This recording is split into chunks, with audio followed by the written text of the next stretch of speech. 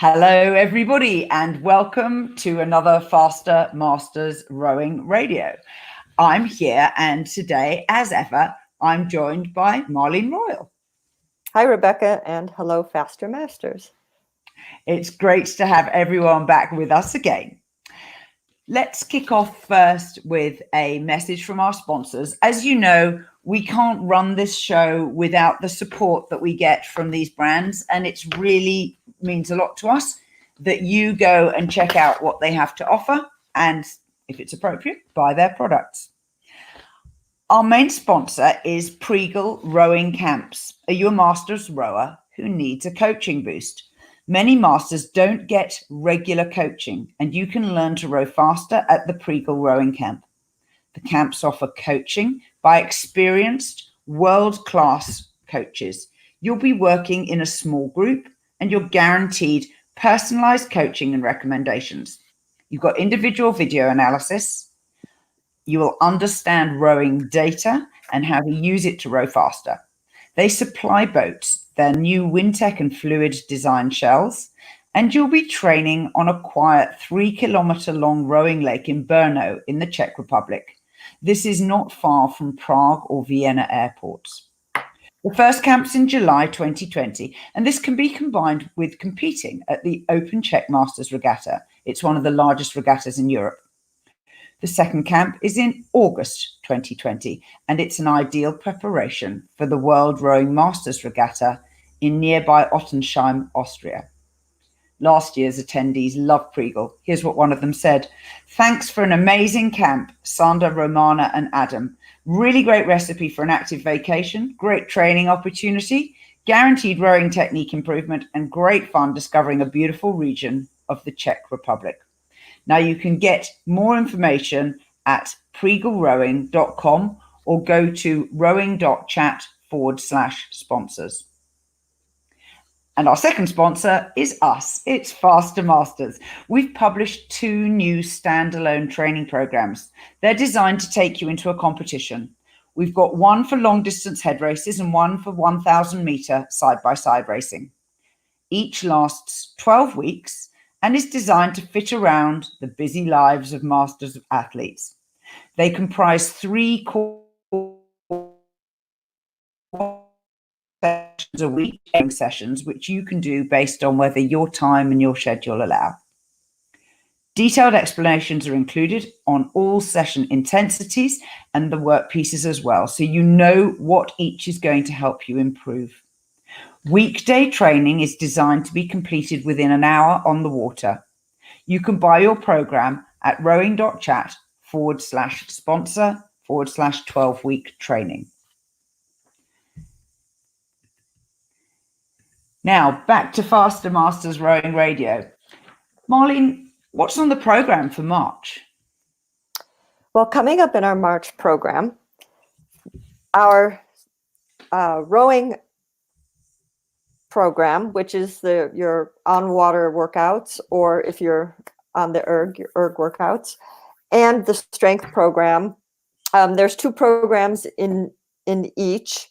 The first one is focusing on March head races, because we do have people in Europe and in the UK who are racing a March head race. So there's one program that's going to focus on that.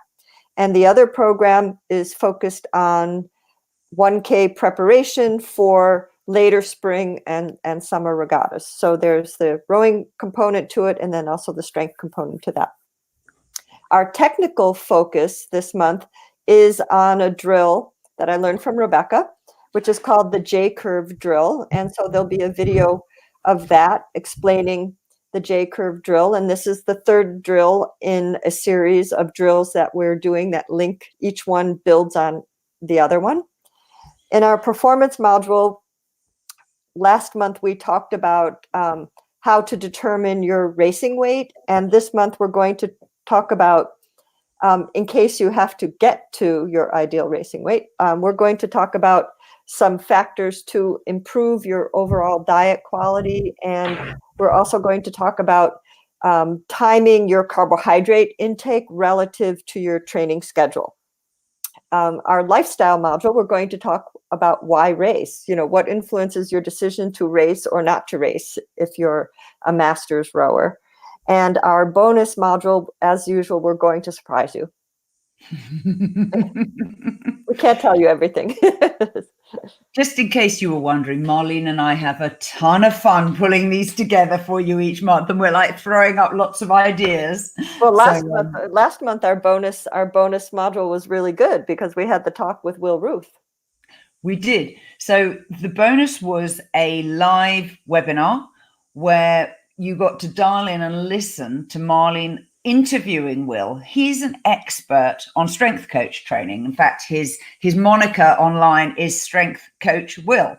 And we loved it so much. It was so useful because he understands the needs of masters rowers, as well as obviously our desire to stay strong and not get weaker as we get older. And so we've added it as a standalone little extra for anyone. You don't have to be a subscribing member of Faster Masters, although if you are, you've already gotten it in your February program. But it's on our website on the page that's called Programs. And if you go and take a look, I will show you what it looks like. There we go. It's the products page. You scroll down to the very bottom line, and here at the very bottom, it says Will Ruth on strength training for masters.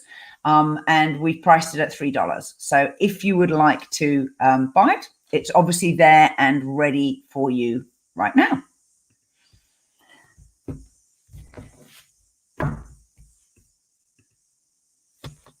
Moving into the meat of the show, Marlene and I want to talk about why be a coach. How did you get to start as a coach, Marlene? Actually, my very first coaching job was in university, and I was rowing at Boston University, and I wasn't sure if I was going to stay after the first year, or I was just sort of undecided about it. And the boatman at our university was a coach named Joe O'Connor. Everybody knew him as Okie, and he was also somebody who I grew up with in Buffalo. We both rowed at Westside Rowing Club. We grew up in the same neighborhood. And he said, I want you to stay here and row here, stay in Boston, stay in school here, row for Boston University. And as a matter of fact, I'm going to hire you as my work study student to work here in the boathouse. And also, I'd like you to be a coach in the Boston University summer rowing program. And this is back in 1982. And at that time in Boston, there was nowhere to learn how to row. It was very much unlike Boston these days, where you have an immense amount of, you have community rowing. Every club has a learn to row program. In those days, there was no community rowing, and no club would teach you how to row. So if you didn't know how to row, you simply had no access to learning how to row. So I said, this sounds like a great idea to me. And so I accepted my first coaching job after my freshman year in university. And my first outing was basically, he just threw me into it. We started out, we had something like 6/8 the first day. But, wow. But we had barges. So my first day of coaching, we had a barge with 16 rowers. So 8 on port, 8 on starboard, and you can walk up and down in the middle. And, I was just like winging it, and it was amazing, and I'm out in the, right around like where the starting line is for the head of the Charles. So I'm out in this huge barge, moving these 16 people around the basin in Boston, in the summer, because it was a sort of a July-August program. And basically I loved it from the first minute. And I said, no matter what, I'm never going to have a 9-to-5 job. I'm going to be a coach. That's it. And I just simply and practically, I just never really looked back from that day, But that was my first experience, was just like, well, okay, what would I want to? I was like, well, what would I want to know if I were just rowing for the first time, right? And I learned how to row from some real old time coaches at Westside Rowing Club who had been professional scullers. So I was just like, well, what did they tell me the first day? So I just tried the same thing. And then, we could move people around, and you could walk up to them and reposition their hands. And, it was great having the barge. And our first sessions out, we had 6/8 sometimes, was a bit much. There probably wasn't a ton of coaching going on at that moment, but that was my first job. And I went on to do I did a little bit of prep school coaching at a school called Middlesex, which is out in Concord. But I very shortly after that went up to Craftsbury, which then I was up there for about 20 years. And I just basically never looked back, and I now also, coach frequently at Craftsbury throughout the summers, but no, I didn't want to do anything else. I got my formal education in occupational therapy and hand therapy, which I loved all the material, but I really wanted to learn it to be a better coach. So that was more my motivation than actually practicing. I studied both physical therapy and occupational therapy, but I ended up being a coach. And so you? My experience is so similar. I learned to row as a walk-on at my university in Cambridge. And then in the second year, they used the people who had learned the previous year to teach the beginners, the novices. And so I helped out there. And when we came through to the summer term, women raced coxed fours in those days. The crew that I was coaching won their blades in bumps in Mays, if you know what that is. So it was like, wow, that's they were a super crew. They did really well, and that was great. So I kind of knew nothing, absolutely nothing. But scary to think what we were doing back then. One of the things I like about encouraging people who are new to the sport to come help coach is that it makes you think about what you are saying and how people interpret what you're saying. So literally right now, this weekend, I am teaching a Learn to Scull session. I do it over 3 weekends, and you turn up for Saturday and Sunday. And my helpers are people who graduated from the exact same course a year before. And it's great. They know more than enough. I know they know more than enough. And it's nearly all of them come away saying how useful it is. Well, that's a great way too. If at your club you have to put in volunteer hours, that's a great way to pull in some volunteers, is get the people who were your Learn to Row people the previous year, and they come and help the novices. And no, it was great fun. And it's funny that when I actually started writing about rowing right back when I first started coaching too. And it's interesting. It's so funny when you go back and you look at some of the things you wrote and how you used to teach. And I think one thing that perhaps people don't always realize about coaches is that we're constantly learning, and our approaches over time change sometimes. Like there are things that I thought really worked well when I was 21 years old and I was coaching somebody and trying to teach somebody how to row. And then maybe 10 years later, I found that, I think there's a better approach to this that makes it more foolproof or makes it simpler. There's lots of things you can go back and say, oh, well, I taught somebody to feather that way, but now I think it's much better to feather this way. And that's an important thing, I think, for our students, regardless of what age they are, to understand that you do change and you do evolve. You learn more by listening to other coaches. And certainly, in 20 years of work at Craftsbury, I had the phenomenal privilege of working with an incredible number of coaches from, university crews and national team crews and Olympic teams. And you draw something from all of them. And then, I think the fanatic coaches, then we're trying to put that all together into our own language, because I think as a coach, it's important to develop your own philosophy that fits your nature. It's important to develop your own style of teaching, so that you communicate or demonstrate in a way that that's very natural for you. Also, as you rightly say, there are many different ways of teaching. apparently the same thing. And the more you recognize the different types of people and how they like to be taught, the more you can adapt so that you're delivering something that really resonates with them. Well, I think that when you're in a camp situation, or say you're teaching a learn to row program, you may have a woman who's a dancer. You may have someone who's a medical professional. You may have somebody who's an orthopedic surgeon. These people are going to, you may have somebody who's a professional triathlete. So these people are going to learn very, very differently. And as a coach, I think part of your skill as a coach is learning, okay, well, how do I say this in an organic way that's going to help the dancer learn? Or maybe she doesn't want to hear anything at all. Maybe she just wants to see you in your single, and she wants to row in front of you, and just, some people will say, just let me row in front of you, and I'm just going to match what you do. And they learn that way. Other people want you to bullet point it and write it down, step by step by step by step, because we call that rowing by numbers. Yeah. well, surgeons who have to be very precise about what they're doing often want to, that's how they learn. They want to understand, this, that's A, then B, then C. Not that they necessarily row in a mechanical way, but they have to understand the rationale for it.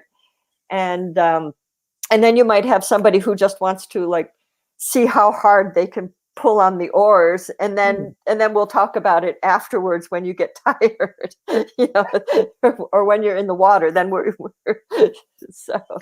I think the summary here to our listeners is the reason we coach is because we get a ton of entertainment out of it. You guys are there to make me laugh. Well, camp, I always tell people camp wouldn't be nearly so much fun if you weren't here, So. True. Now let's move on to our first big topic of the day, repetitive strain injuries. Now, this is a perennial that comes up particularly at this time of year, where people have been training for a long time in the Northern Hemisphere, sometimes indoors, and then are moving back to the water. And it's also something actually that new rowers experience as well. You're the physical therapist. Talk to us. Why do people get repetitive strain injuries? Well, because rowing is a cyclical sport, it's a repetitive sport. So in a cyclical type of sport, you're doing the same motions over and over and over again. So no matter what age you are, no matter what your rowing experience is, there can, if there's some type of weaknesses, if you have some type of imbalances, overuse syndromes can be very common, particularly if you're doing a high volume of training. But one of the reasons we wanted to talk about repetitive strain injuries right now is because it's a transition time of the year for people who are coming out of winter. They're coming off of land training, and soon they'll start moving into training on the water. And the reason repetitive stress injuries or repetitive motion injuries happen is because you develop microscopic tears in your tissue, or you discover little microscopic fractures in the bone.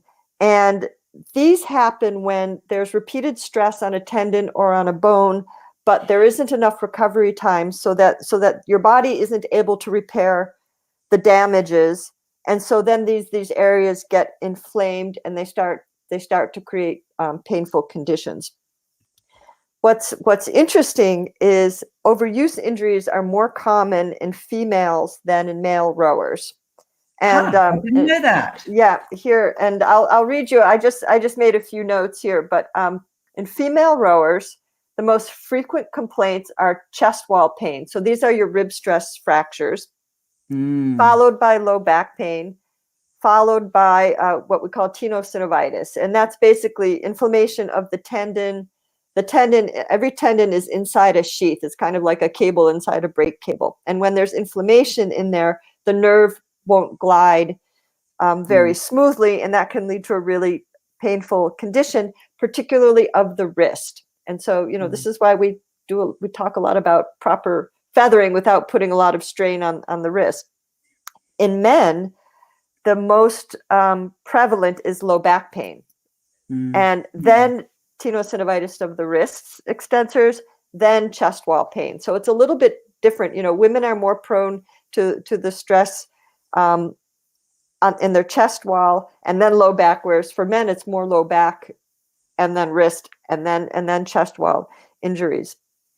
But there's a lot of factors that can trigger a repetitive strain injury. And there's two types. There's internal factors and there's external factors. And I'll read off an example of what some of these are. The internal factors that can trigger a repetitive stress injury are your fitness level, your core stability, your muscle flexibility, or say lack thereof, nutrition, strength, hydration, how well you recover, your technique, your posture. There's a lot of things that can just be a little bit out of whack, a little bit out of balance, that can put stress on a certain area.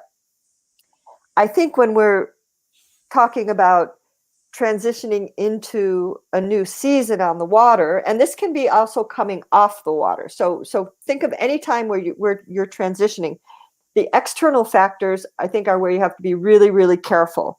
So some of these examples that can trigger stress injuries: changing your boat type. You always row in a single, now you're always rowing in an 8, or you're always rowing in an 8, now you're always rowing in a single. You're on the erg, you go to the boat. You're in the boat, you go to the erg. Like one example of this transition could be, for example, in sculling. In sculling, when you go from you've been on the water all season, now you're back, you're rowing more on the erg. Now, when you're rowing on the erg, when you have your hands on the handle, say at the release, your hand, or say mid drive, like when your arms and body away, your hands are much farther apart. Like when you're in the single, your hands are like that. When you're on the erg, your hands are on are like that. That a simple change like that could be something like to trigger an elbow tendonitis. That change of your hand position at mid drive also changes the stress on the insertion of the tendon. That's one example. Some other examples: you change the size of your oars or your oar handles. Now, I had an athlete last year who, in the middle of head racing season, she changed to a new pair of grips, and the grips were a slightly different size. And that was enough, because she was in the racing season and, she just changed her grips, and who would think about this? That was enough to set off a pretty fierce case of tendonitis in her elbow. And her orthopedic doctor actually said that this was most likely triggered from the fact that you changed the size of your oar handles and you just started rowing with them really quickly. And in your case, it was just, maybe you were training hard and not recovering quite enough, and it was just enough to tip the balance. So that's something to watch. Or the shape of your grips can be different depending on what manufacturer you use. Things like decreased boat stability. Okay, your boat's yeah, not balanced. And a rigging change. Okay, rigging changes. What masters rower doesn't like to tinker with their rigging, right? People tinker with their rigging all the time. If you make a change to your rigging, and I'm sure we've talked about this before, do one thing at a time, and then row with it for a couple of days. If you start noticing, my back is a little sore and it wasn't sore before, or I feel something in my shoulder and I didn't have that before, and you made a rigging change, chances are you've probably changed the load. It might be a little bit too much, but any little red flag like that is a sign that perhaps you've loaded up too much. Obviously, overtraining, somebody who's just wearing themselves down, and we have what we call under recovery, is just going to wear you down. So when your tissues get tired, then they're going to start to break down. Changing your training schedule so that all of a sudden, like, you go from rowing once a day and now you're at a camp for 3 weeks and now you're rowing 2 times a day. That's a very sharp increase. You have to be careful doing things like that. changing from sweep to sculling. So, it's like just about everything, right? Even changing your seat in the boat. Like, say you're used to rowing in a 5-seat and an 8, and now they've moved you to the bow seat. Yeah. Right. And in the bow, where you've got to be such an adaptable rower, or, where there's a lot of movement in the boat, and somebody who may not, some people are just like born bow seats, right? They just know how to help stabilize the boat, and they can deal with all the changes. Other people may not technically have that ability, and all that changeability in the boat might not, they might not be able to tolerate that. So, so I think when you're making these changes, be very tuned into your body. Start to pay attention to any little aches and pains. If you're changing boat classes, if you're changing seats, you're changing the size of your handles on your sweep oars, the inboard is changing. Any little thing, especially for masters, us, as we get older, our bodies, we have to take much, much better care of our bodies so that we don't have downtime. Injuries mean lost training time. And so we want to avoid that at all costs. So being very in tune with how you feel. And if you feel any little twinge or something doesn't feel right, err on the side of caution. Take a couple days off, let it settle down. I think it's always better to back off for a couple of days than to end up with an injury. And a repetitive strain injury, you're looking at a minimum of 6 to 8 weeks, minimum, if you can clear it up in that period of time. But any soft tissue injury, you're looking at 6 to 8 weeks for that to heal. So, wow, that's a lot. And who wants to miss rowing for 6 to 8 weeks? Nobody. You'll have to become a coach and sit in the launch then, right?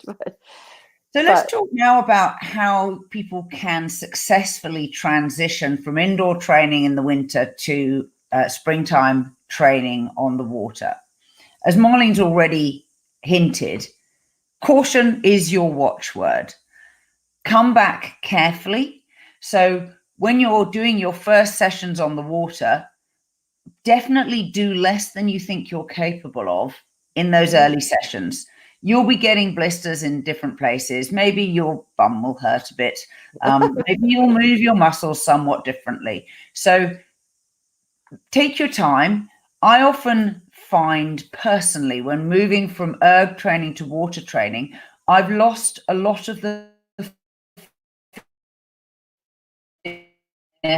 transition by having, in those early outings, I do a lot of drills. And the sorts of drills I do are like pause drills, where you can row 3 strokes, take a pause, row 3 strokes and a pause. So you're taking the time and doing fewer strokes than you might do if you were doing a continuous 60-minute session on the erg.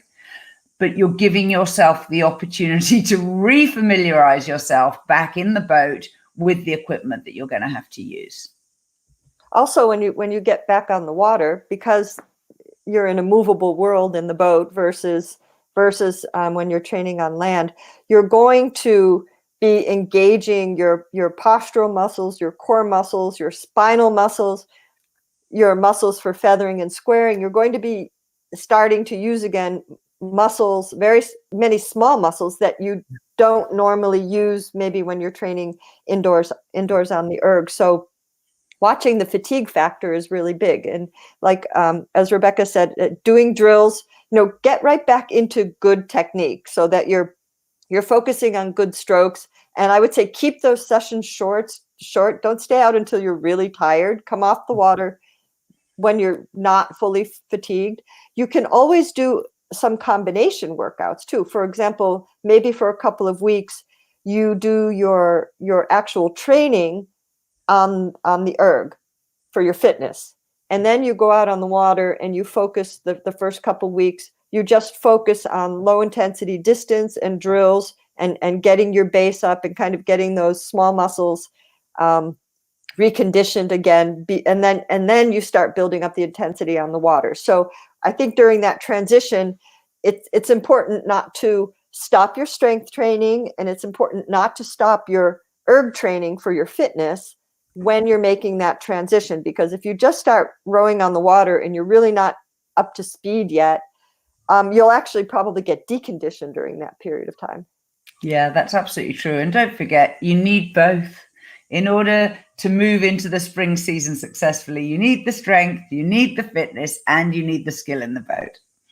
And it's important during the season to keep up on your strength training. This was one of the points that Will and I talked about, is some people are very good about their strength training over the winter and the beginning of the season. They come into the beginning of the season and they're actually really strong at that point. And then they get caught up in rowing on the water and they start to forget to maintain their strength training. So actually, as the season goes on, you start to lose strength. So if you've got a very, very long season, say April until November, that's a long period of time. So if you don't keep up with your strength work during that time, you're actually going to lose some power. Even though you might have better aerobic fitness, you're going to lose some power as the season goes on. And that can also set you up for a repetitive strain injury if you're not, because the strength training helps you be resistant to injuries. And that's another very important aspect of our strength training is to, keep our tendons, not just our muscles strong, but your tendons, because most of your injuries are going to happen where the muscle joins the tendon or where the tendon joins the bone. And so those are your areas where you've got a lot of potential stress. So your strength training helps keep your tendons as well as your muscles strong. Yeah, resilience is the concept that we work towards. We're trying to help you build yourself into being the resilient athlete so that you have enough capacity to handle a weekend of 2 or 3 sessions of training, and then enough recovery so that you can then manage to do something during the week as well. And if you're not resilient, what happens is exactly what Marlene describes, is injuries and then missed sessions and mental frustration. Oh, totally. Let's take a look now at a drill that we think is particularly helpful for this time of year, which is called the erg suspension drill. What's this going to be helping us train?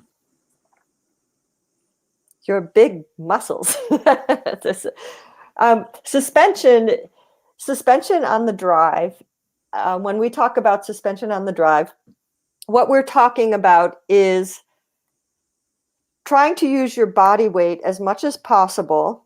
Okay, powered by your legs, powered by your torso, but connecting your leg drive and your pressure on the footboards to the handle, so that you're using your large muscles and trying to get all your body weight. Think of this like between your feet and your handles. And if you can load all your body weight between your feet and your handles and be very light on the seat, you're going to really effectively move the boat. And suspension is the term for that. And sometimes that's a new term for people because depending on where you are in your rowing, some people may be familiar with the term. But when we talk about drive suspension, we're talking about really trying to use all your body weight, your power, but your body weight to move the boat, which is much more effective, say, than trying to pull the oar through the water. You're trying to move the boat past the oars. So this drill is kind of a fun. It's kind of a fun drill that you can practice.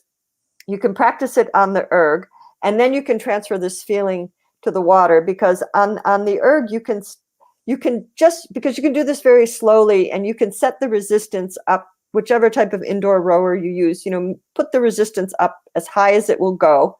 And what you want to do is, you start just like up at the catch position.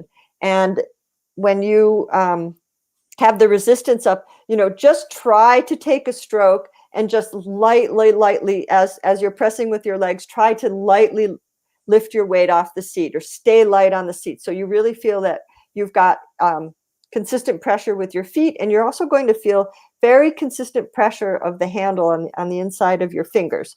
So you can start with just some single stroke drills. And this is also a drill to really help use your glutes, because once you contact with the footboard and you start to drive, as you get into the drive, you really want to load your glutes because your butt muscles are very strong.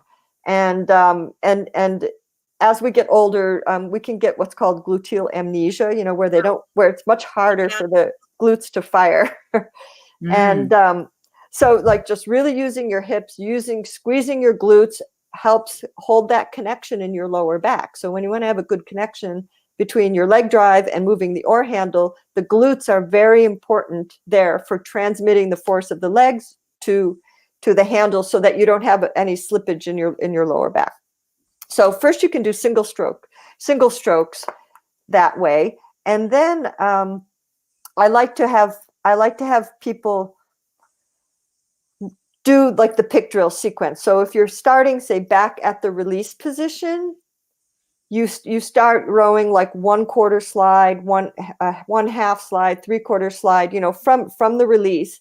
But as you're doing this, you really focus on keeping the connection to the footboard and through the heels and the glutes, so that you feel as you're in this last quarter of the drive that you're still trying to hold that suspension. You're still trying to hold that full weight on the handle, keep the connection to the footboard, and then go to half slide, 3/4 slide, just like you were warming up in the boat, and really focus on the glutes and keeping that lightness on the seat, so that we're trying to keep all our body weight between our feet and our handles.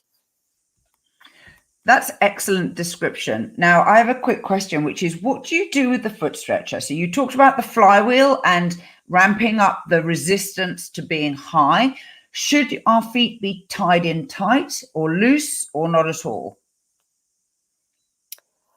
You don't have to have your feet tied in if you do this correctly. Now, for some people, this is difficult. This is difficult because this transition when your whole foot is on the footboard. As you get to mid drive, you have to put a little bit more heel pressure on the footboard, because the heel pressure helps you activate the glutes. And for some athletes, this is a difficult point for some athletes, because if they're pushing from their quads and off the balls of their feet, you initiate off the balls of your feet, but then you transition to your whole foot.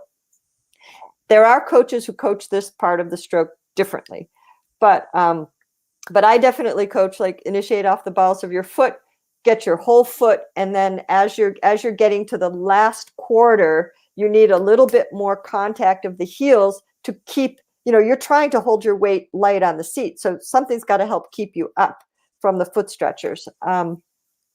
If your toes are falling away, then if somebody's in the boat, they might want to look at their heel height. They might need to lower their heels a little bit.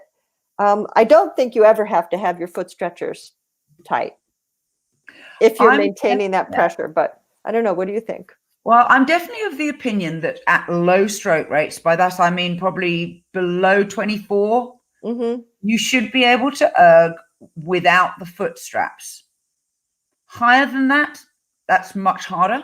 And it's a very good training, because if you don't hold your core, you will find that your feet come away from the foot stretcher, particularly if you hold on to the finish too long. So one of the things that I teach in the boat and also in the erg is the minute the pressure comes off your feet, you should take the oar out of the water, because if you're not pushing on the foot stretcher, you're not connected to the boat. And then what happens is the little hollow of water that's behind the oar. So when you're pushing the oar, you get the water piles up in front of it, and you can see that. But there's also a corresponding sort of dip behind. The minute the pressure comes off the foot stretcher, that hollow behind starts to backfill with water. And it makes it hard to get your finish out. Yeah, you're in trouble then. And essentially you are braking the boat rather than accelerating it. Absolutely. And so I think this is a useful thing to try and practice, and I encourage people to try it. Some people find it easier to do rowing on the erg with bare feet. In the boat, you can just not do up the Velcro or shoelaces on the shoe, so that your foot is still in the shoe, but you have a little bit of a play. So you actually can feel when you're sole of your foot comes away from the foot plate.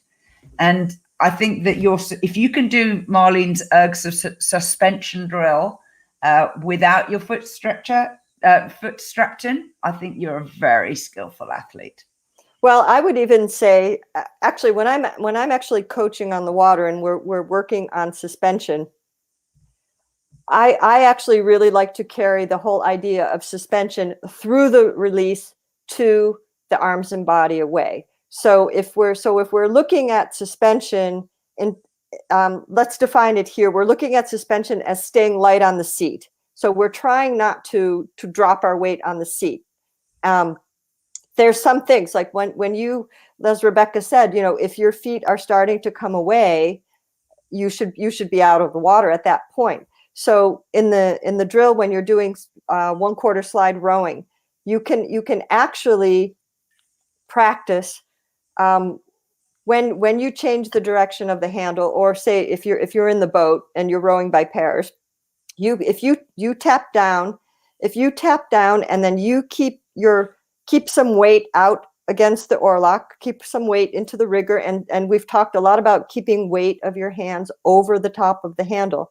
If you keep your weight of your hands over the top of the handle and you keep that contact to the foot stretcher so that your glutes remain engaged, you can keep your glutes engaged as you tap down and you follow through out to arms and body away. Then at that point, I will let somebody relax their glutes once we're through that transition, because you can pick up an enormous amount of speed by capturing that momentum. So if you don't want to get to as soon as the legs go down and then let everything fall down, you want to try to stay light in the seat through that transition. But you have to use your oar handle and keeping your weight over your oar handle in order to, and keep those glutes engaged so that your posture doesn't collapse. And then you can actually hold the foot stretcher pressure until your knees just start to come up. So that's something for people to play with. And certainly you can, if you watch your speed coach or your monitor, you'll see the difference in speed. If you're releasing on time and you're getting a little bit more momentum, your boat is going to carry more speed into the recovery. So you can actually put your monitor on meters per second out on the water, and you can see some differences as you play around with that timing. Yeah, more than that, you also get an additional speed benefit, as Marlene describes. If you ever study the sine wave of boat acceleration in a rowing boat, the way it works is that from the moment you put the oars in the water, the pressure and the boat speed build up to a peak, and the peak ends pretty much when you take the oars out of the water.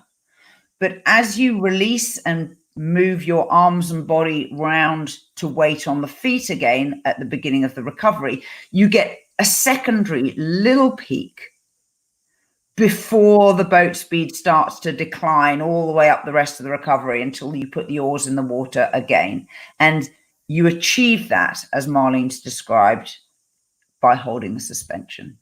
Holding this, and I would say, if you are on the water, it's very difficult to release too early. I don't think I have ever seen it happen, which is different than like if somebody's washing out. That's a different type of a flaw. But like actually releasing early doesn't happen. And when in doubt, I would say release. It's better to release a fraction early than a fraction late, because if you release a fraction early when you still have pressure, you're going to capture that momentum. And I think when you start to use this reference, if you're in a single, I like to use the reference of the crossover. So I like thinking, if you're thinking about your rhythm, row crossover, back to crossover, crossover at the follow through and the recovery, crossover to crossover. And if you keep that as your reference for your stroke cycle, that really helps you with the suspension and carrying, capturing that. That's all free speed. We don't want to give up any free speed. Absolutely. So the stroke starts and ends at the crossover. That's good. Yep. Or if you're in the sweep boat at the perpendicular, but because that's where the natural transition is in the rhythm. Absolutely it is.